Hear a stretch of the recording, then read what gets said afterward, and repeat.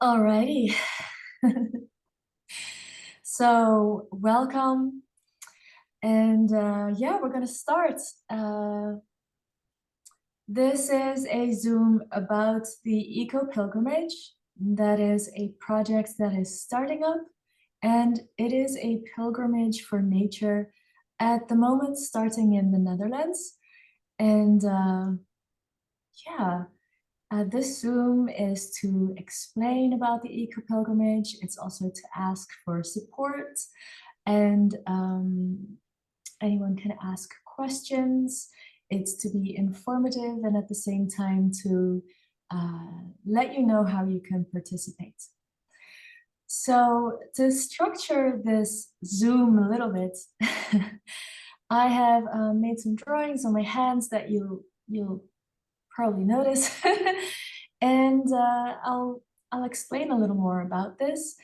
And what I want to tell you first of all is the eco pilgrimage is really, hopefully, will become something very interactive.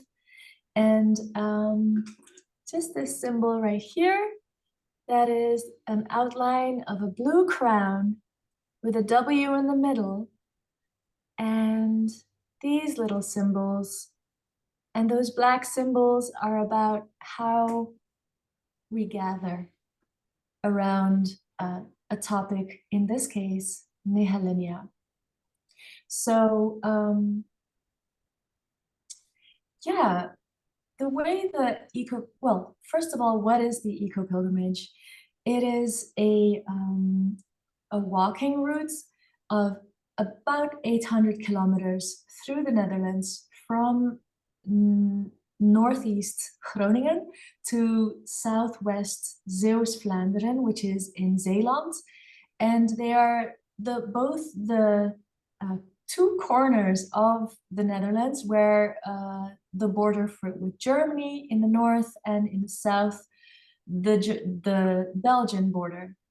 And these are historical borders as well. And the really beautiful thing is that they both are on a river, yeah, where a river comes to the sea. So the Netherlands is a country of that throughout history has been of moving landscape because there was a lot of flooding, and at the same time there's rivers coming down where the water comes to the sea. And so the landscape was always changing. And there's this something very special if we're talking about a modern country and modern technology, is that the Netherlands has so this walking route is over sea level actually. So, but it's not at the coast because the Netherlands, about half of it is under sea level and the other half is above sea level. So the eco pilgrimage follows approximately the sea level line throughout the country. And so it will be possible in the future to walk this route of 800 kilometers. And why it is called the eco pilgrimage is because we want to walk this for nature. So to tell you about how this started out, I have to tell you about nehalennia. Okay, so I will back up a little bit. And I myself was born and raised in different African countries, from West Africa, Central Africa, and East Africa. And I was 17 before I actually came and settled permanently in the Netherlands. So having this background, it of course was a very different kind of life than Netherlands. The Netherlands is a Western country, very modern, very different. And I happened to, about some 8 to 10 years ago, I happened to come across this gathering where there are indigenous grandmothers from over the whole world, from the whole world, came to this one place in the Netherlands. And it was actually the first time that I met people who were spiritual. Like where I came from, I think it was very natural to be spiritual. And, there was something about it. But in the Netherlands, it was really, it was then labeled spiritual. So it was the first time that I went to a gathering that was labeled spiritual. And what was very strange for me to encounter there was that the practices that people had and the way they had dressed themselves was in had everything to do with other cultures. So there was nothing Dutch about this spirituality, or at least I was looking for it, like what's going on here? And there was actually someone that asked the question to these indigenous grandmothers, and there was no indigenous grandmother from the Netherlands that was like officially there. So it was asked to these grandmothers, how do we find our own spiritual roots? And the grandmothers replied, don't search too far from home, which it just sounds really obvious, but it was like it was an idea that was like, wow. And at the end of this gathering, I asked, so what do we know of Dutch roots and the spirituality of the Netherlands? And someone said to me, well, there is this goddess that we have heard of, and her name is Nehalennia. So then they said, well, and there's this little temple in Zeeland, which is in the south of the Netherlands, on a place called Kolijnsplaat in the harbor area there. And there's this little temple, and I said, well, tell me no more, I will walk there. And it was just something that seemed so obvious to me, that spirituality needs to be something that you do, not that you think. Or it has to be like, yeah, an action. And so then started my pilgrimage to Zeeland, to this little temple for Nehalennia. And so now I'm going to tell you a little bit more about Nehalennia. She is a goddess. It's the name for a goddess that was revered here in these areas for, people think, thousands of years. And the name Nehalennia is actually from the Romans. So 2,000 years ago, the Romans were here as well. And at the time, the people that lived here, so the ancestors who were here at that time, they had an oral tradition. So they passed on knowledge through stories, and they didn't write down like we do today. And the Romans did write things down. So it's through Roman literature, thank you, Romans, that we now have this name, Nehalennia. I will get back later to how we can still connect actually to this oral tradition, because there are some modern developments that can really bring us back into this way of seeing the world that all of our ancestors had, whether our ancestors were from here or anywhere else, because all of our ancestors have been for hundreds of thousands of years having oral traditions. So I will come back to that, and that will be right there. So now I'm still telling you about Nehalennia. So in the late 19th century, and again around 1970, because the Dutch are always sort of changing their landscape and building dikes, and so once in a while there will be digging out rivers, and in Dutch this is called baggeren. And when they do these activities, those are the moments that a lot of history or historical artifacts are found. And so there are around 300 stones from that big to even a meter large, and they have these pictures and words depicting this goddess Nehalennia and her name as well.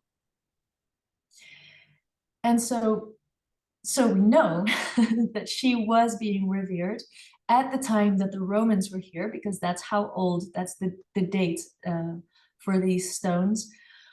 But there are older artifacts, and if the Romans had taken her into their pantheon as they did, that means that this goddess was an entity that was very large in these areas. And the reason why the Romans would incorporate a goddess or a god into their pantheon was probably, or as I have understood it, what they did when they were where the borders of the Roman Empire were. So as a way to say, like, oh, now you're not only having your own goddess, but you're actually that's also our goddess. So you're a Roman.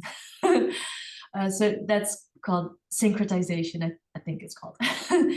So the way that Nehalennia is often depicted, and this is so super interesting also for this time, the metaphor in it, is that she's depicted with all the signs of abundance. So the cornucopia, which is this large shell with like flowers coming out, or fruits or grain. So she always has grain as well. She has her loyal dog.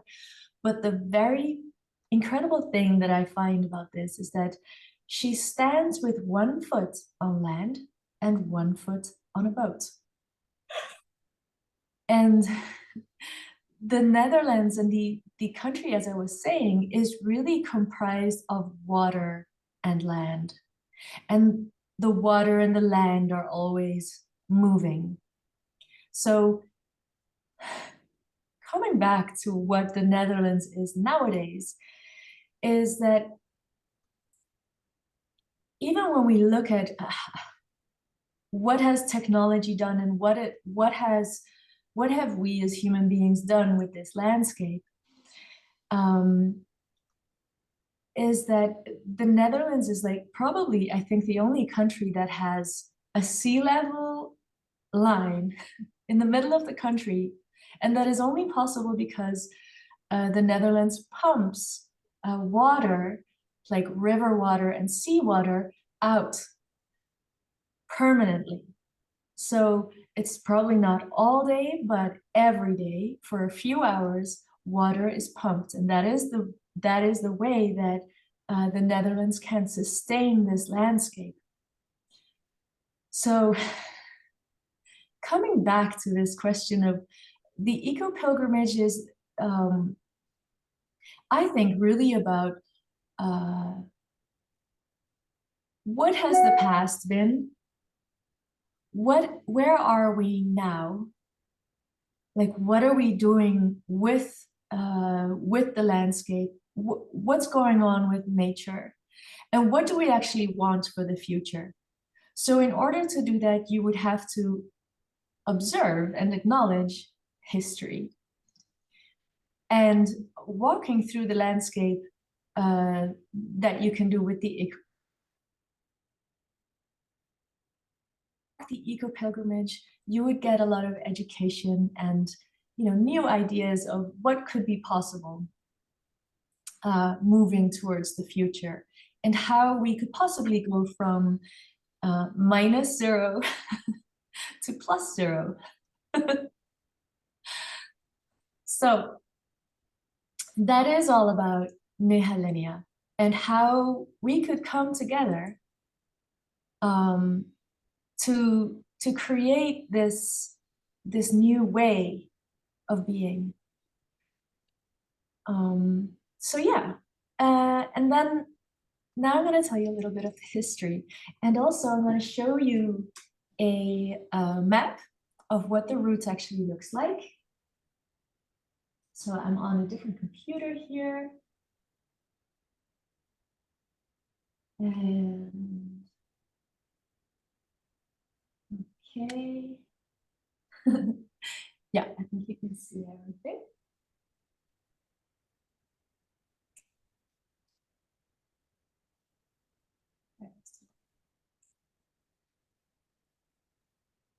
Okay, so this is the root. Now I've drawn this a little bit, you know, just in a little drawing program because part of the root we still have to make concrete, especially down here in Zeeuws-Vlaanderen. There is actually a bicycle route that has already been established, but that one does not actually completely follow the sea level line, or as we say in Dutch, the zero line. So as you can see, it's really through the middle of the country, also considering that the economic center of the Netherlands is on this side, and that is below zero. And so this side of the country is above zero. Now I'll show you close up a few more slides. So here you can see where it starts on the German border. Right there. Here it goes through Groningen. When you walk this, after about 5 to 7 days, you would be right around here. The complete route, if you walked 20 kilometers a day, it is possible to walk it in 33 days, which is a very special number. And if you took 7 breaks in between, you would have 40 days. And those numbers, 33 and 40, have significance. They are the number of days that people would go in the past into meditation or would do pilgrimages, and that probably has to do with the retrograde period of Venus, which is 40 days, and that happens 5 times every 8 years. Also, 33 days is 33 vertebrae that we have. There are a lot of things to be said about the number 33. But yeah, you could also take 5 the 5 elements: earth, air, fire, water, and ether. And this is one of the things I hope that we will be able to do, which is to have 5 base camps along this route where we can concentrate on the different elements. And the reason why we would do that is that is a very good way of really coming into nature and our own nature. So there's 5 senses connected to these 5 base camps and 5 elements. Yeah, a lot of systems are divided into 5 or 4 and 7. So 7 days of rest that could also be seen as the 7 main chakras, which are spiritual concepts. Yeah. So let me see where I am. All right. I want to tell you a little bit about how not only did this route start, because that's actually quite a long time ago, but then in 2020, I was walking with my partner on this same pilgrimage route. And let me stop this share for now.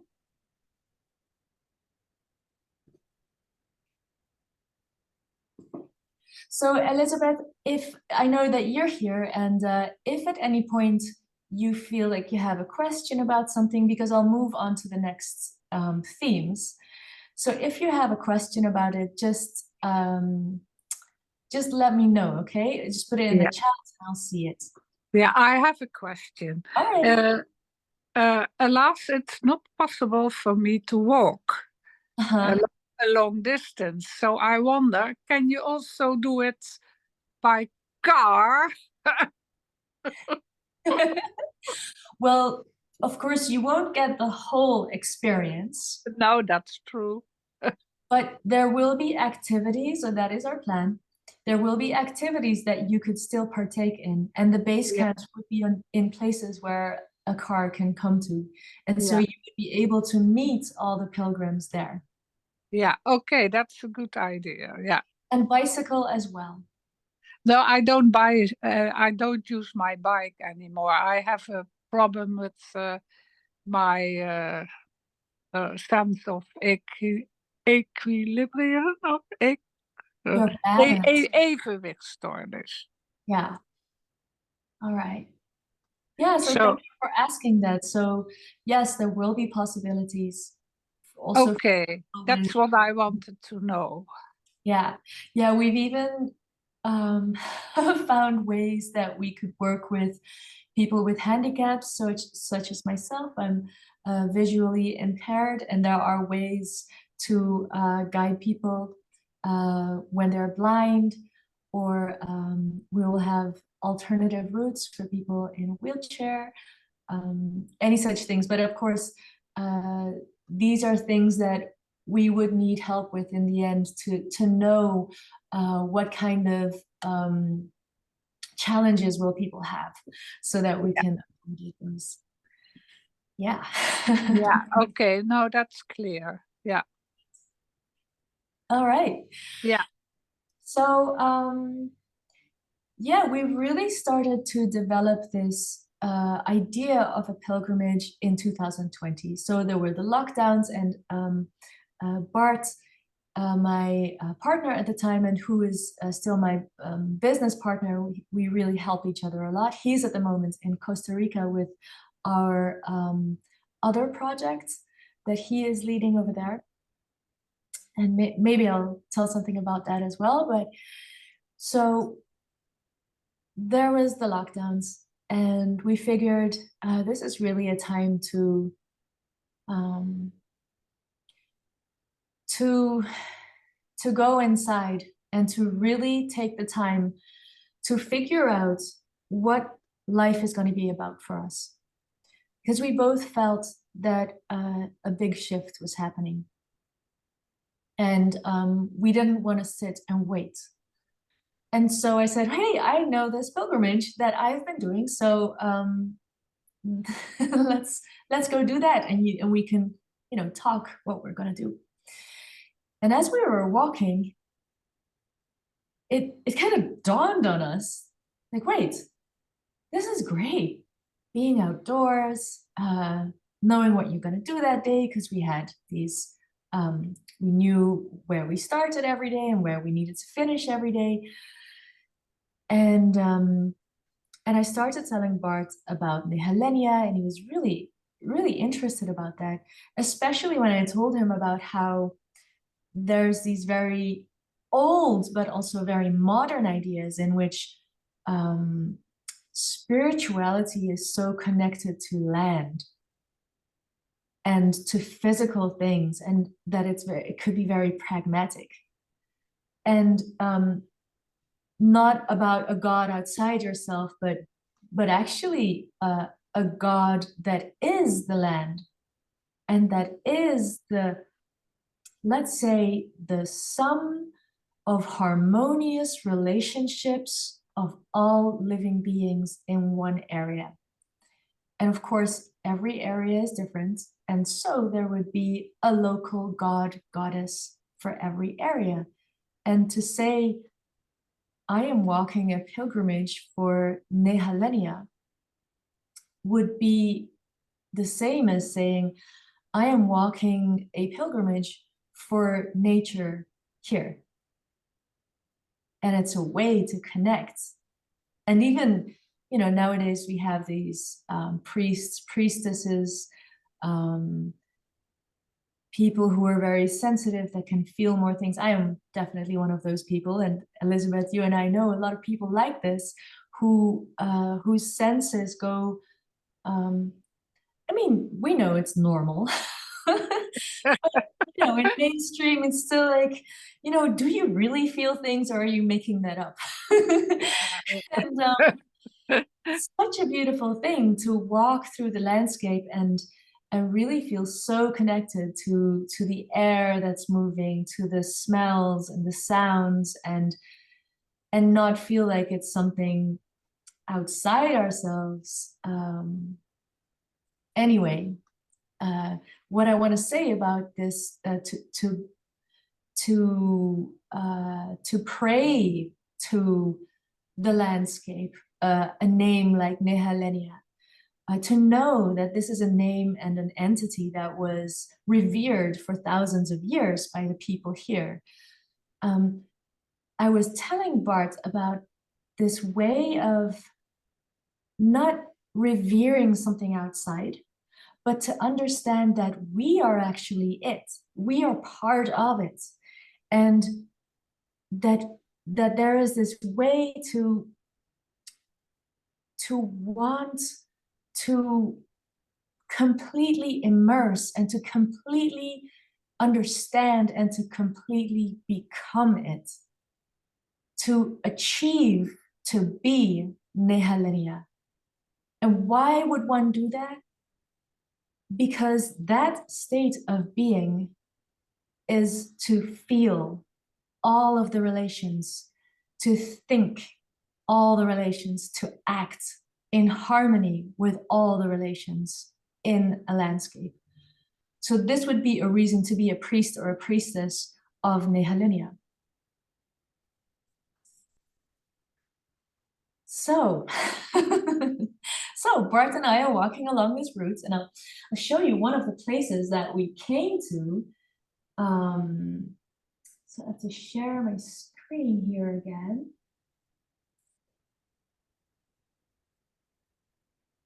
And now I'll go to Google Maps. Let's see how I do this. That's right here. Yeah. This place is about halfway the route, the whole of the 800 kilometers. And I'll zoom out a little. It's in a place called the Biesbos, which is a nature area. I'll zoom out a little more. Here's the Netherlands. And so we came to this place here called the Wassende Maan, and it means waxing moon.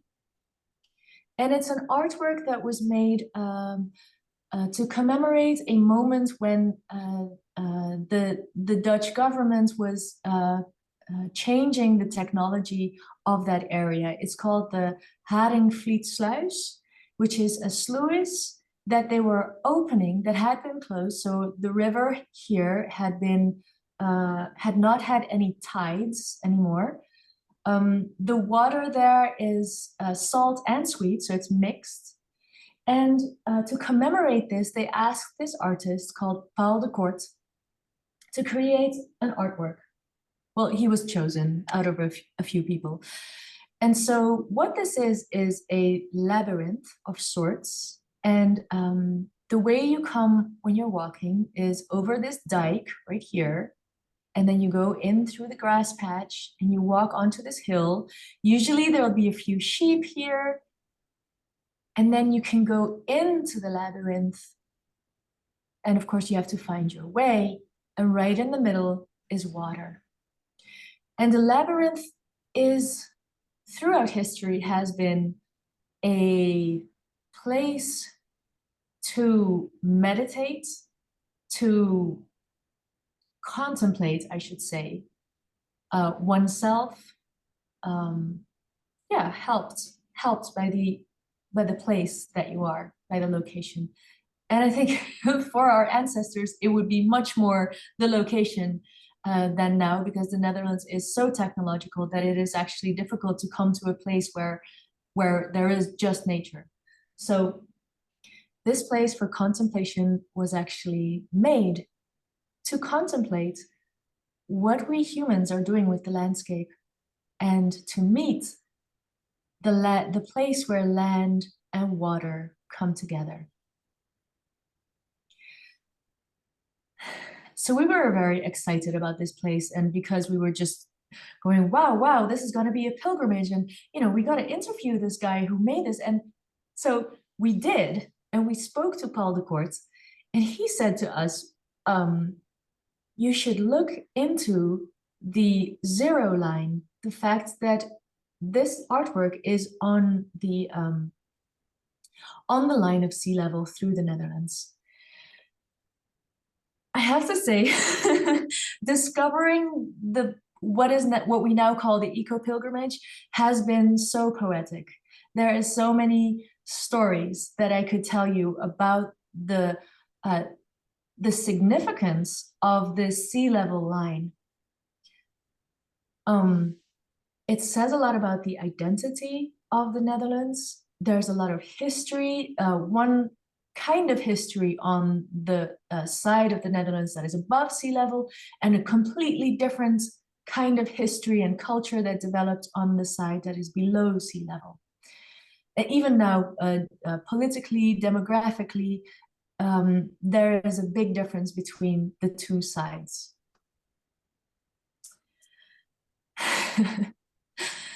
And another thing that happened around this time was that we encountered something called the ecosystem restoration camps, and they are now called the ecosystem restoration communities. So they are a group of, it's a foundation situated in the Netherlands. And in 2020, a lot of the pioneers that were working with, a lot of the pioneers that were all over the world working to regenerate landscapes and ecosystems, all went back to their country of origin, because of the lockdowns. And so a lot of the people from the ecosystem restoration camps came back, and a lot of the pioneers came back to the Netherlands.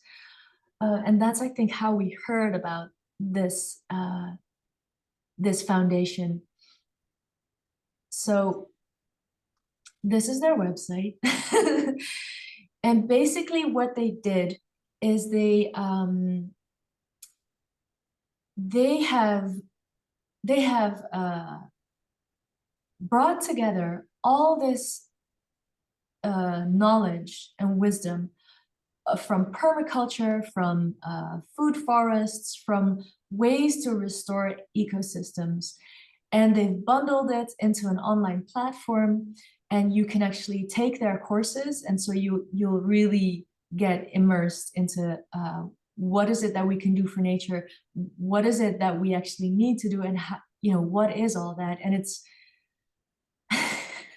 it sounds very technological maybe, and it's very practical. But how we found it, oh man, this makes me really, really happy, these people. They had this live stream, and it's a 5-hour long live stream, and I will put it into the, you can find it on YouTube. You just go ecosystem restoration camps or ecosystem restoration communities, and it's called The Great Work of Our Time. And John Liu talks about, so he's the founder, he talks about how they are already creating, by restoring ecosystems all over the world, and especially like in desert places, they have this natural way of doing it. It's not very hard. It's not rocket science. It's not very expensive. It is actually coming together with enough people to do it. And then the coming together is so great because it's really necessary. And once you start doing it and you see what actually happens and how nature can reinvent herself and come back so fast that they they are seeing how they are creating microclimates where that are cooling the atmosphere by having the ground covered by this green. And so they see that if they can replicate that and really upscale, then they would be able to impact macrocosm ways and have, and actually reverse the global warming. So that's a lot. And that's why I'm so hopeful. And they make it fun as well.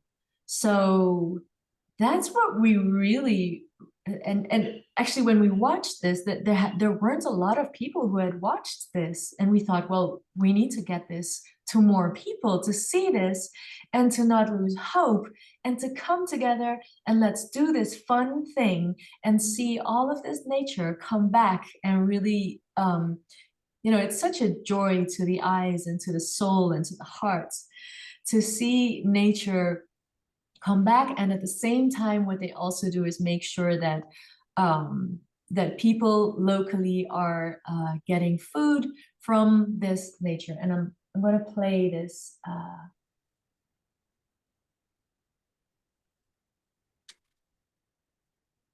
This video from their YouTube.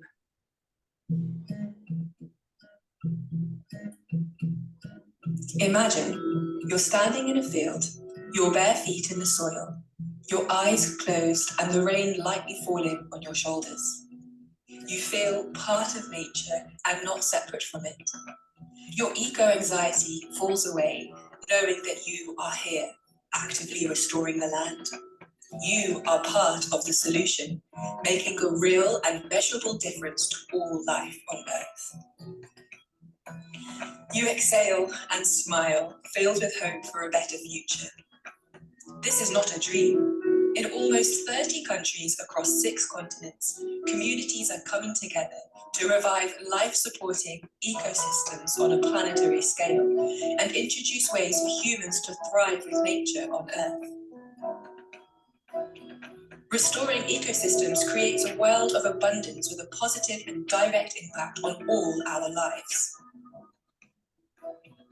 Ecosystem restoration communities is a global movement of everyday people who are working together to reverse ecological destruction, returning nutrients to the soil, and restoring rich biodiversity and water systems.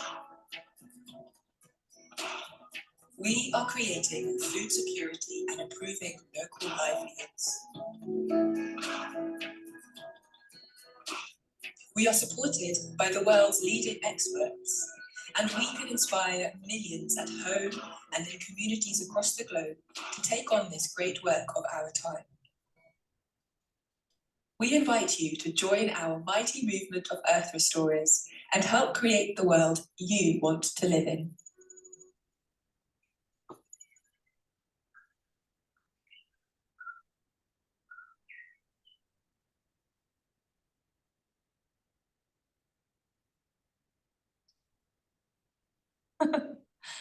Yeah, the 5-hour live stream is amazing. When you watch it, you'll become so happy and energized. And like Jane Goodall was there as well. And there's a lot of music and there's a lot of indigenous elders that carried everyone through. Yeah. And even in the Netherlands, like you would think that, I mean, a lot of people think that the Netherlands is really green, and it looks green. But ecologists tell us that actually they are in the Netherlands, we have green deserts So that's about like the soil doesn't have a lot of life. It's almost void of life. And so even in the Netherlands, we would need this. And Bart and I said to each other, like, what would be a milestone that we would want to have? And one was that, okay, if we could have an ecosystem restoration camp in the Netherlands, that would be a milestone. We'd be like, yeah, we did it. And actually June last year, or maybe even the year before, it already happened. There is an ecosystem restoration camp in the Netherlands. It's called Caning, and in English they call themselves King of the Meadows. Yeah, and we've had contact with them, and so they're one of the people that we want to, one of the groups that we want to get in onto the eco pilgrimage and learn a lot from, because yeah, we want to be walking this route, and there's so many opportunities to do things for nature, to do things for to impact in a positive way. And we really want to be like completely open and have people come in and say, well, I want to do this and I want to do that, and make their businesses and impact along the way as people, you know, are creative and finding this personal joy. And at the same time, there are a lot of things that we already know that we can be doing, like planting the right plants. But of course, this is quite a large thing to do in the Netherlands. There's a lot of rules, and we would have to bring everyone together, and all the different municipalities have different rules. And so it's a big collaboration, right? But what we can do, for example, is to support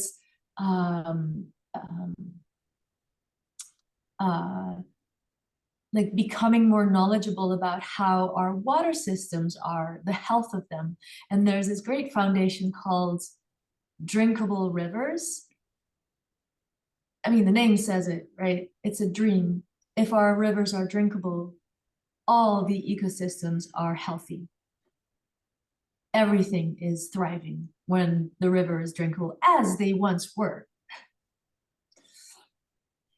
So for the foundation Drinkable Rivers, we could take samples along the route to upload into their app and database, and be able to check how the water is. And a lot of places have like water contamination, but the problem is that the government doesn't have enough people or money to investigate and take samples of all these places.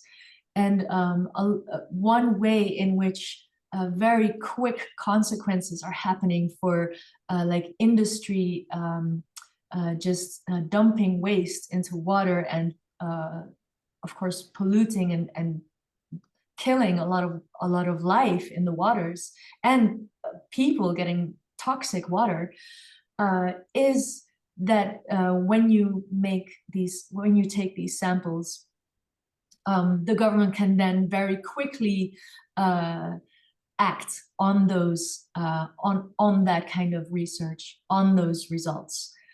And yeah, so there is a lot of power then coming back into the hands of people like you and me.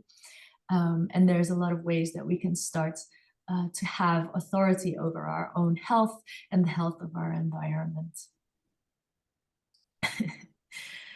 So yeah, we have these plans with the ecosystem, with the eco pilgrimage, that you would be able to walk the whole route or just walk parts of it, and have moments when we have big groups of people walking, so that people can meet each other and have these experiences together. And who knows what comes out of that. And you would be able to buy like a nice little booklet or a passport, and be able to visit special places like food forests and permaculture farms, where you could learn, just very practically how this works. And you could even get like these nice gold stamps and be like, this is what I did, and I earned 30 stamps in 5 years or in 10 years. And I now know something about the Dutch landscape. Yeah, we had my father is so I grew up in development aid. That's why my family lived in Africa. My family is very mixed now, so um, we're part Kenyan, Ghanese, Polynesian, Asian, and European, so Dutch. And so I grew up with this this way of looking at the landscape, and so my father's does a lot with history and landscape history, especially, and geology, and also like the social sciences about how people interact with their landscape from their culture. And so my father was able to really give us a lot of information that is interesting about the landscape. So you would also get that when you walk this eco pilgrimage, and I think we'll probably make that into audios, into an app. Yeah. And yeah, so you could walk and camp out along the way, and maybe there'll be at one point a way that you could have your bag into a transport system, and you could just walk during the day and get your food, which would come from food forests and things like that, and you could really like eat the landscape, you know. Those of us who love food can be very excited about that. Yeah, so I have more to tell you. I just want to check on you, how you're doing. Because Ja, mag ik wat vragen? yeah, sure. Neem je dit op wat je nu hebt verteld, neem je dit op een YouTube filmpje, dan zou ik het door kunnen sturen naar bepaalde mensen. Yes, for sure. It's gonna be on YouTube. Yeah. Oké. Zodra dat er is, zou ik daar graag een link van willen hebben. For sure. Want dan kan ik het naar meer mensen sturen. En die kunnen het dan ook weer verspreiden. Yeah, that would be really great. Anyone that wants to share this video when you're watching it on YouTube, please do. That would be great. And yeah, if you get the idea, like, well, I want that kind of a route, eco pilgrimage in my country. Like, what is our, spiritual and landscape history? So get into it. Yeah. Yeah. Okay. Yeah. So I will explain very shortly this what I'm doing, like the word tattoo. So these aren't tattoos. I've just painted this on with body paints, but it is to help me remember parts of the story that I want to tell. And the word tattoo comes from Samoan, and my mother is Samoan, so I had an instant connection with the next subject that I'm going to tell you about. And I'll only tell about it a little bit, because otherwise this will get too long, but please ask me about it at some point and I will talk more about it. So about 7 years ago, a book came out, and it's called The Memory Code. It's written by Lynn Kelly, Lynnne,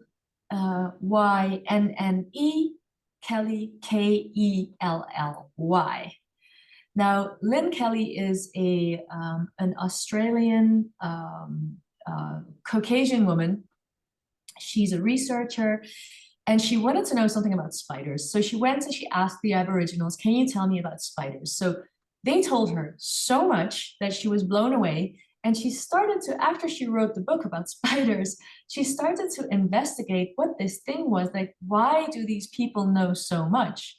And then she researched other indigenous peoples around the world, and she found that it was normal that indigenous people have a lot of stored knowledge And it's like, it wouldn't be strange for an indigenous person. It would be very average that someone can speak 7 languages fluently, plus a lot of, languages a little not fluently.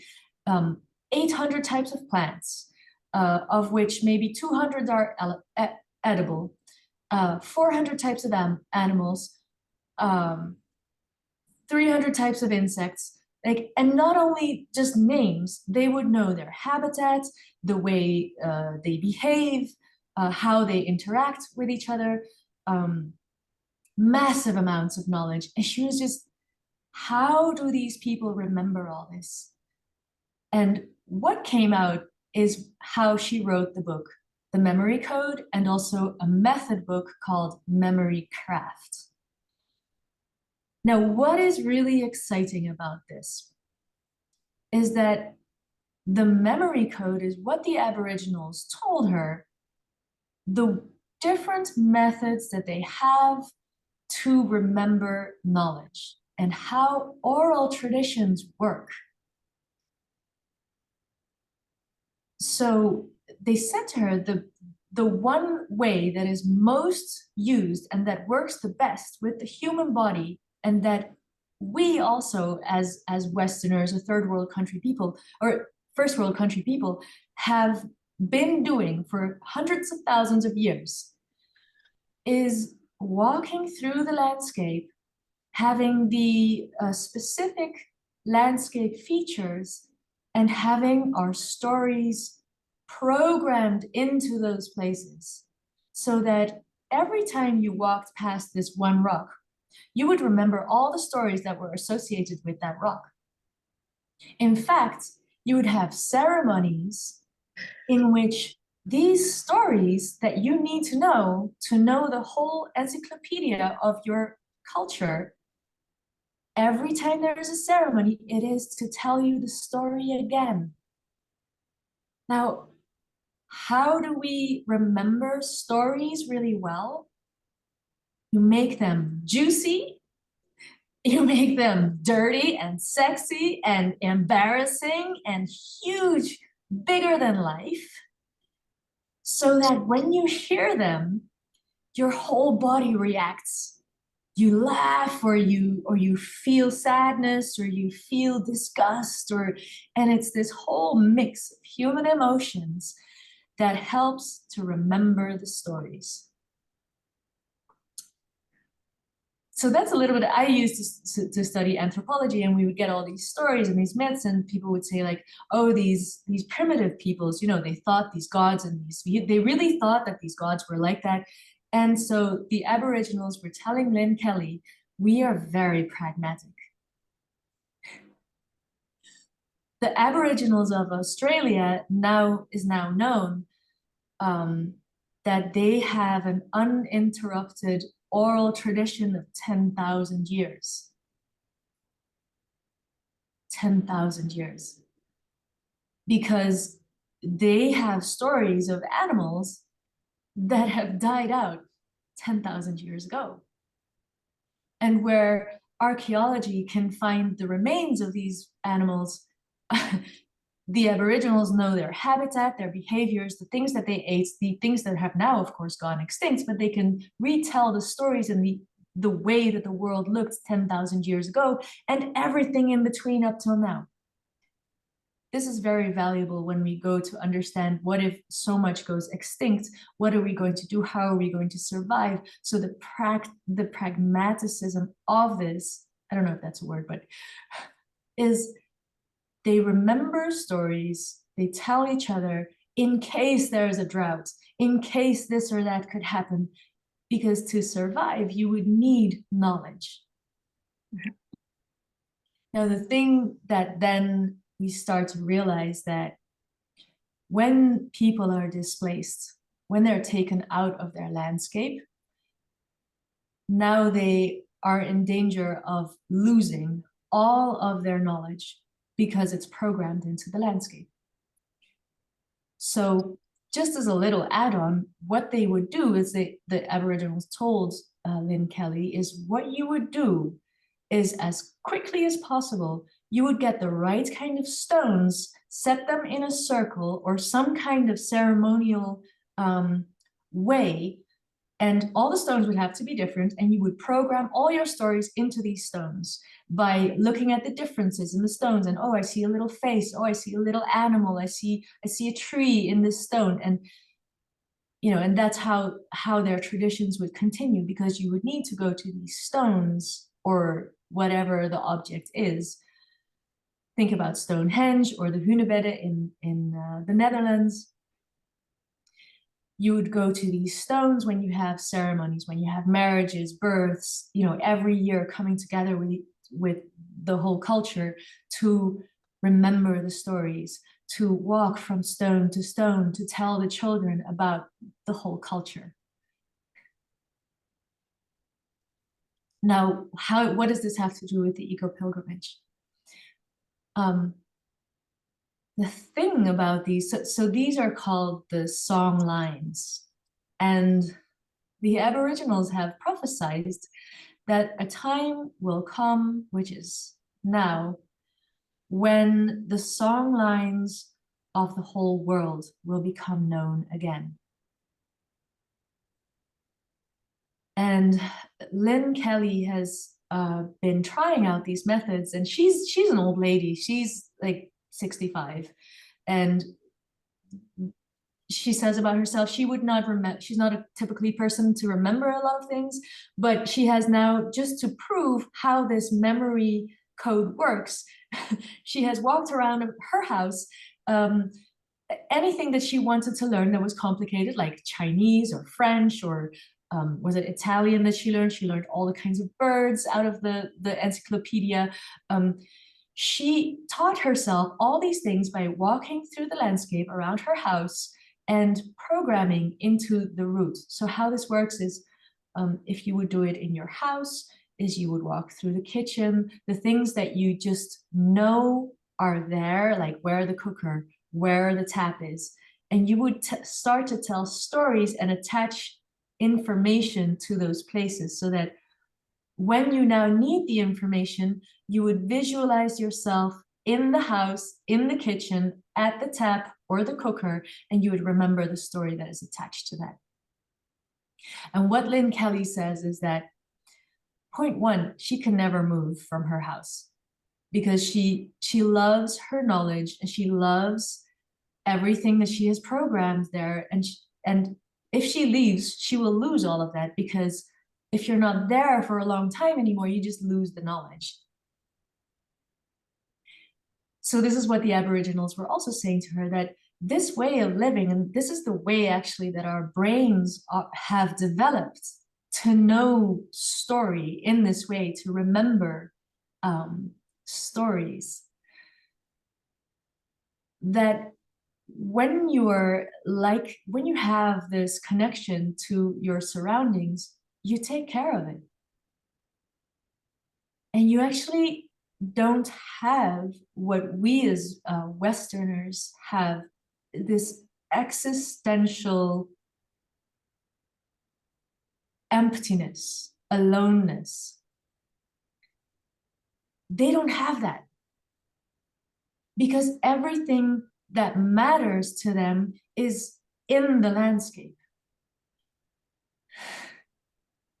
So if we're thinking about how do we make people, take care of the landscape, well, this is one way, knowing that our brains are actually made for this way of remembering. And so these methods are very pragmatic, and you could actually walk the eco-pilgrimage and start to use these methods and start to recreate. And because it's a very creative process, it's the thing that children actually do, and it's the way that children actually enjoy education. They stay curious. They attach meaning to things.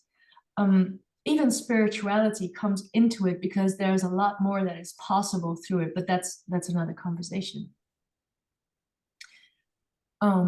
But yeah, this is something that we could be doing into the future, and not to say that we leave behind the ways that we are doing things now, but add on.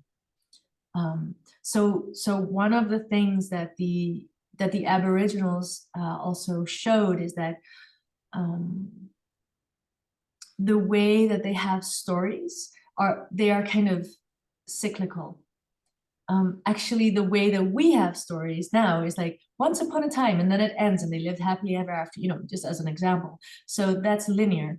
It's going from point A to point B, and that's how the story works. It starts and it ends. And these indigenous people say, well, that's something that we have as well, but only for toddlers, like for very small children. The older you get, you start to learn that the stories are cyclical, because everything has something to do with everything else. And every time when you grow up, the stories become more nuanced and more nuanced, and you would learn more things as you progress. And for example, a leader would have to be someone that knows all the stories. And that's why you have a different, a separate sort of group of people that are able to remember a lot, that pass on specific knowledge, like medicinal knowledge. And you would have to have talents for that. So yeah, maybe that's where it comes from. Knowledge is power. So you can only have power when you are able to connect to the whole. So here we come back to this concept of nehalennia, for example, or a god entity or goddess entity, as to become all of the knowledge, because you must know it all. Yeah, so this is what I'm very excited about this oral traditions and how we could bring that back. And I'm sure that there's going to be very clever people that know how to put this into an app, and like this open source kind of thing where we can start telling each other the stories. And Bart and I have walked the 800 kilometers a few times, and we've noticed how quickly you remember the roots, you remember the people and the stories. Yeah. How are you doing, Elizabeth? Oh, it's a long story. Yeah.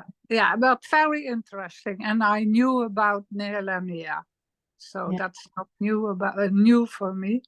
And well, it's very interesting, and I think you have a point about the indigenous people. I'm very interested in those stories. So yeah, you have a point. Nice. But is it finished now? Are you going to send some more information how we can join the group or do something for the group? Yeah, there's actually just one left, and it can be really short. Yeah. And that is actually an idea that I got yesterday, because for me, as I said, I'm visually impaired. I don't intend to do everything. I can't. So I really want to work together with a lot of people. And the idea that came up to me yesterday is really every time that I try to do like a Zoom like now, that is when the ideas start flowing. And I would like to make a crowdfunding and to get enough funds that I can sponsor people to come here into, you know that this is the temple space, to the flowertempledrenthe, to help me out with all the little things that need to happen. And it would be like Monday to Thursday, and it would be a lot of fun because we're doing this great thing together.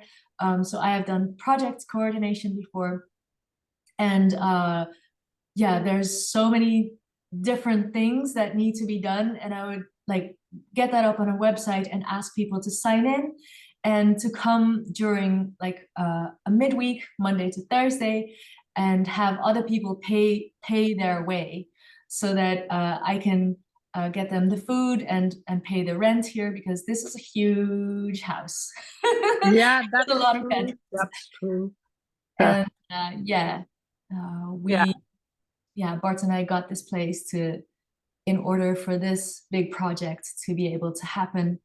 And so, yeah, that's my idea, to get together with these people maybe not every week of the month, but maybe 3 weeks of the month, and then really, you know, work at it and be able to show on like our website or social media how far we got. And yeah, just really enjoy this new way of doing things. And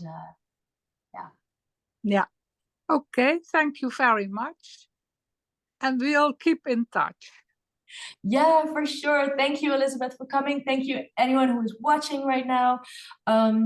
Yeah, get yourself into action if you're inspired. Contact me. Yeah, or figure out what you would like to do, because Yeah, okay. creative course is great. Yeah, okay. Thank you. Bye-bye. Thank you. Bye.